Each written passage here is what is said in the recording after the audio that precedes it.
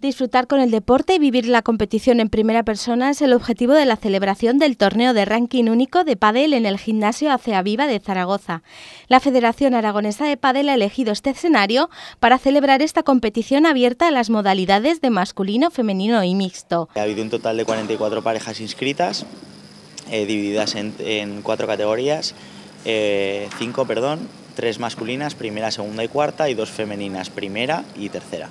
El torneo se ha programado como una forma de promoción de esta modalidad deportiva, ya que gracias a este tipo de iniciativas se aumenta el número de federados. El gimnasio muestra con entusiasmo esta oportunidad para disfrutar de un agradable espectáculo deportivo. Es la primera vez que se realiza un torneo federado de estas características en el club. Ya llevamos unos cuantos años siendo club dentro de la Federación Aragonesa de Pádel, teniendo equipos de pádel.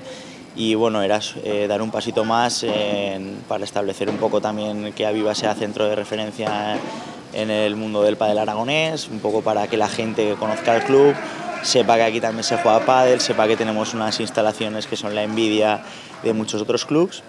Y bueno, con esto pues damos un pasito más para que Aviva avance y mejore en el tema del pádel.